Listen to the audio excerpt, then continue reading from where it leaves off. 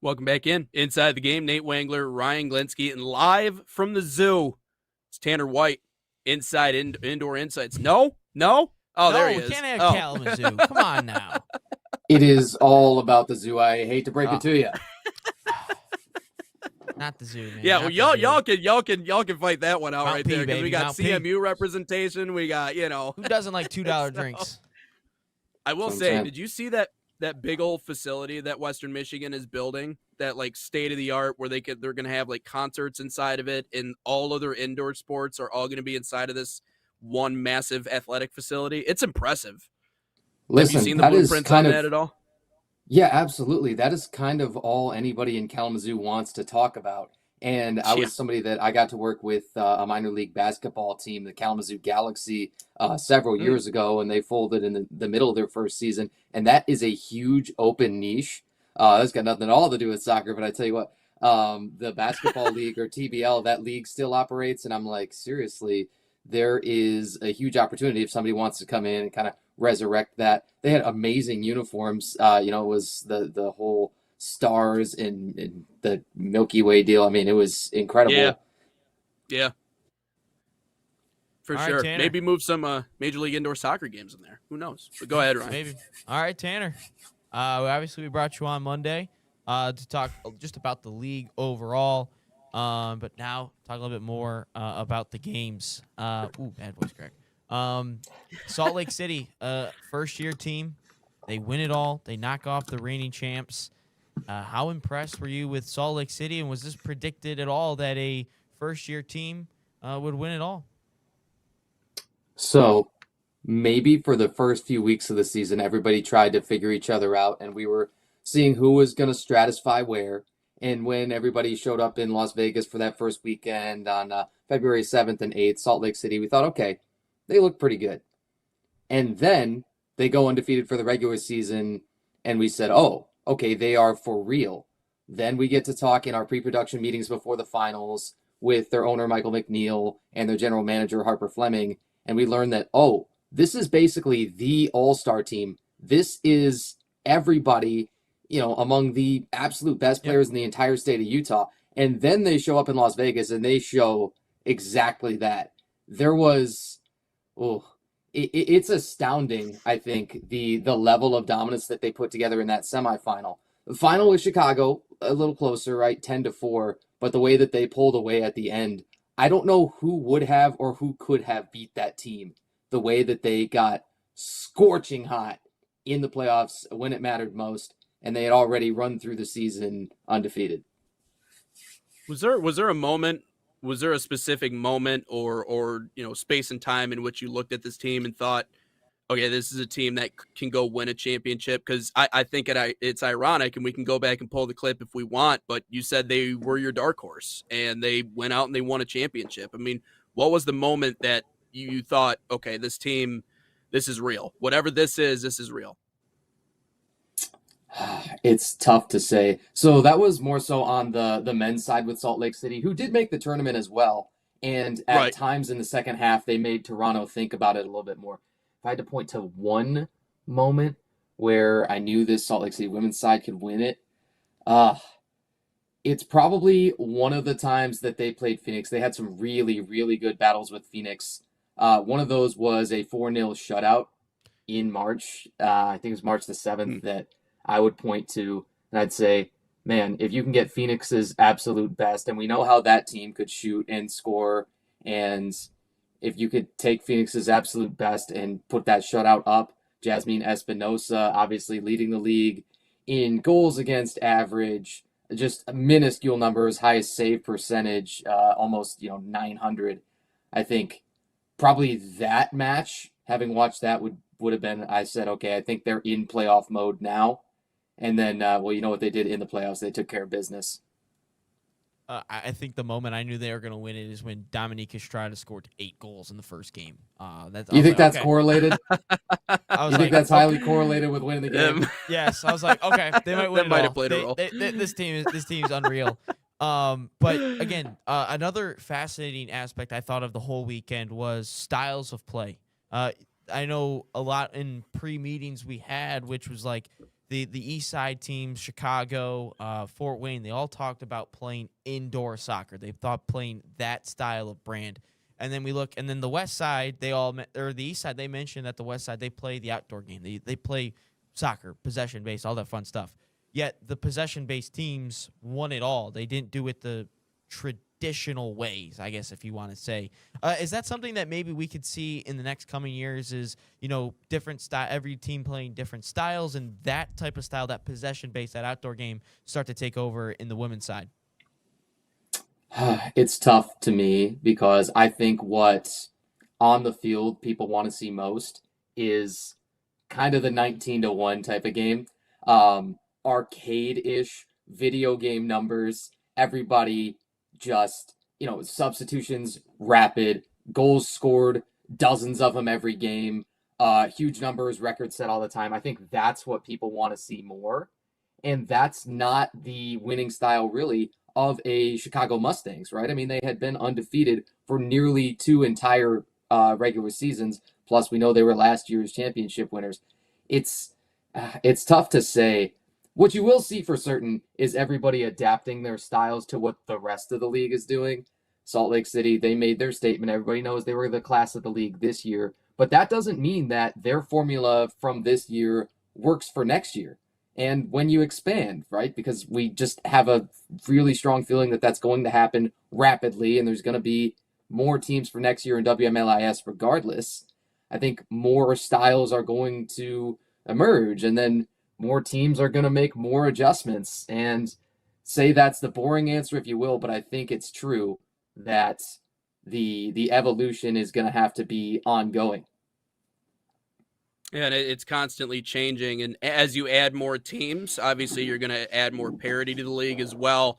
Do you feel as if the overall talent level inside of Major League Indoor Soccer and women's Major League Indoor Soccer is also going to rise in the coming years? Not to say that there isn't talent right now, but I think the more popular, obviously, you become, and with 114,000 people watching the championship weekend, popularity's there.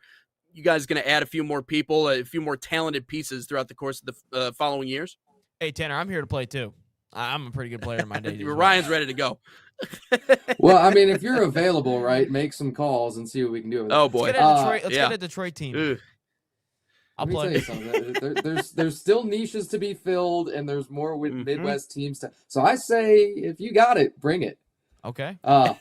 My best guess is that everybody has taken notice within the indoor world, and because the indoor world will leak into the outdoor world, that there is going to be a further talent pool all the time to choose from. That gives you a chance to find the true outliers. That gives you a chance to find the, if you want to call them freaks, maybe the physical specimens. And I mean, you got a guy like Chandler Hoffman with Salt Lake City on the men's side. It's a former LA Galaxy. I think, Ryan, you had mentioned it on one of the broadcasts, probably in the semifinal. This guy was playing with, a David Beckham, like insane. Yeah, he won MLS Cup with Donovan and Beckham, yeah. Yeah, and funny enough, we also covered another tournament this past fall that he was the chairman of, or commissioner of, so I thought that was good. But over to the men's side, 4 different champions in 4 different years. Toronto gets it done this time. Is that a good thing for the league? Just have different champions every single year? It's a champion from another country. I think that's one of the biggest things for the league, right? I think that, so everybody knows, Cleveland expects themselves to be in the postseason, right? And they got there, and then Amarillo takes them down, and that was the championship rematch from last year. The storylines wrote themselves, and they were so easy for myself and Kevin Arnold to pick out. They were, it's kind of a layup that was given right to us.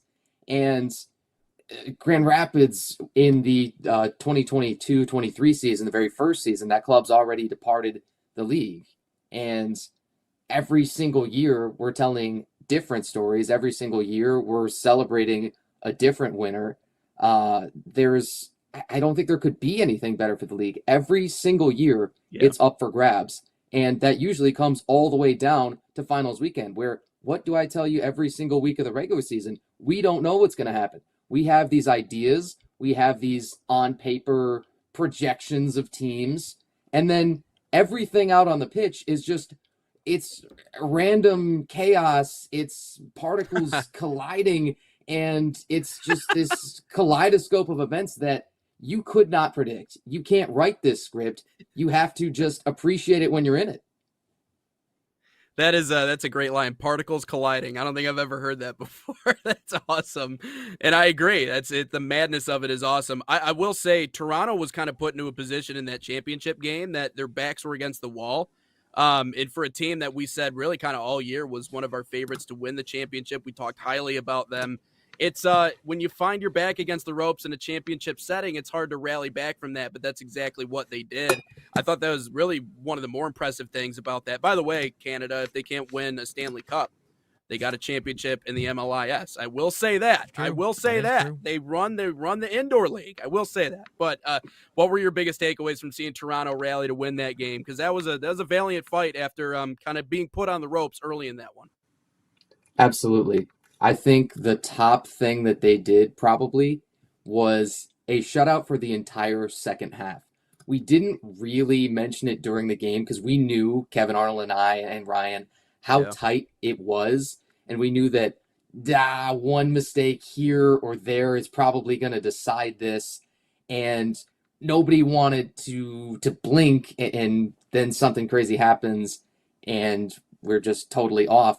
So I think that entire second half that Toronto put on defensively, yes, they got the late goals and they put it away with the, I think it was Osman Hussein and Jonas Jama, both in the fourth quarter scoring late. And then Amarillo even pulling the keeper and getting a couple of good looks, and Philip Zendelik in goal still just shutting it down like we expect him to do, like a defending goalkeeper of the year expects of himself. The entire second half was just such a swarm.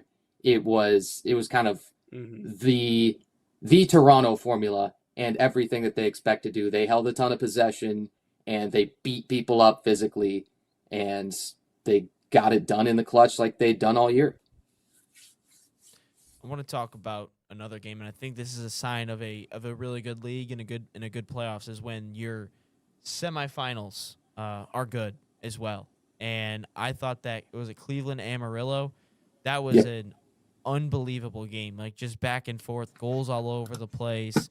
You had the reigning champs against, I think they both played in the finals, I believe, a year ago. Yeah, that's right. And I just thought it was an unbelievable game. Is that something that you also kind of take into stock of how well that tournament specifically was? Like, you had really good semifinals as well as a final. Yeah, absolutely. That fourth quarter of that Cleveland and Amarillo match, we again didn't say too much about it because everybody could kind of tell that either the wheels were falling off for Cleveland or the avalanche from Amarillo was coming down all at once. A 6-2 goal margin in that fourth quarter. Our jaws were dropped, and some had said maybe Cleveland has it coming. Some had said maybe Amarillo's angry and they need to get a little bit more. They need to really establish their position as, hey, we are the dominant club in MLIS. And if they win the 2 back-to-back championships, it'd be hard not to say that, right? And what they did in that fourth quarter is just the same thing as Toronto did defensively in their final. Well, Amarillo did it offensively, and also in the fourth quarter, also when it mattered most. They absolutely slammed the door and hammered Cleveland in that fourth quarter. You know, I one of the things I appreciate about bringing you onto the show are your background decorations, what you got going on back there. You got a lot of trophies, got a lot of personal accomplishments. I'm also interested about your book collection. I don't know what kind of books you read, but looks like you got a few good ones back there. I'm trying to get back into the reading scene. You also have what looks like a Germany scarf, Deutschland back there. What are we doing with that? Are you a Germany fan? Do you have German heritage? What are you thinking about the World Cup? Where did the scarf come from? All right. So let me figure them out. So over here, right? You like this? Okay. Yeah. So over here, a former German exchange student that we had. I was in maybe 8th grade, and Atletis over here, Atletico de Madrid, was a Spanish exchange student from even earlier on, and of course they love the national teams and the international teams, but also their own more local sides, right? And so they both had given those to us, and then I need to create a soccer backdrop on short notice for the show. And I said, all right, this is gonna have to do. You know, the little towel racks, little towel racks up here. Those work just fine. I tell you what, I got to get my Syracuse diploma up over here real soon. That is here. I just, I got the frame and I put it in there. Just haven't hung it up yet. But that's the next thing coming. In terms of my book collection, of course, there's sports stuff in there. There's old school textbooks and things. I think up on the top shelf is probably some karate trophies, some taekwondo. You know what I mean? From back in the good old days. So, Tanner, are you also a big fan? Do you watch the outdoor game as well? I know obviously you're big indoor, but do you watch the outdoor game as well? I dabble, and I never thought of myself. Yeah, it's right. I really do. I never thought of myself as a soccer guy, and then now here we are as soccer's really forming a huge part of my life this year and last year. Whether I thought that would be the case or not, it doesn't matter because here we're in it now in MLIS, WMLIS, and even our exhibition side. It's exploding, and want to continue to be a part of it. So, who do you think wins the World Cup? Do you feel the game growing on you a little bit?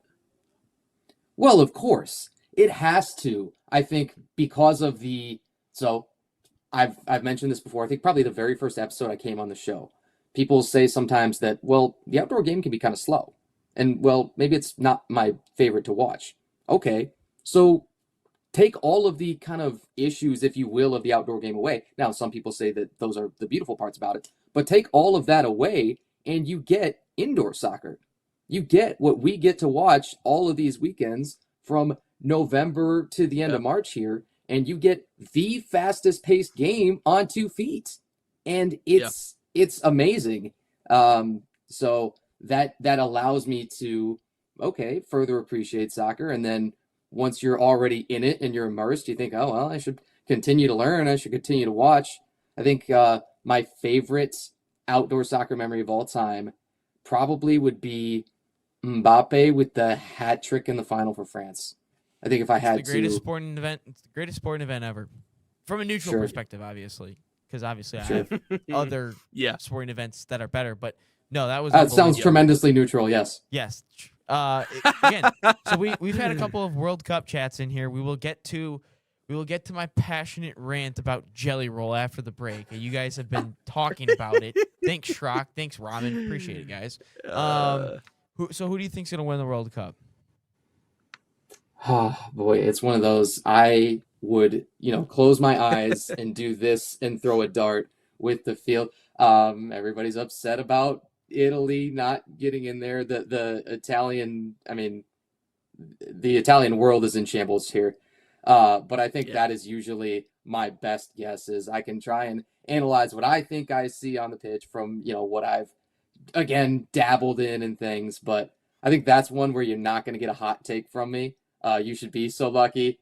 Probably not this time because there's just when you talk about wide open fields, it's probably one of those that we're seeing. Tanner White says the United States is going to win the World Cup in 2026. Yes. Tanner, thanks for stopping by, buddy. Yes, you heard me. Absolutely. That's Tanner White. It's Tanner White on it.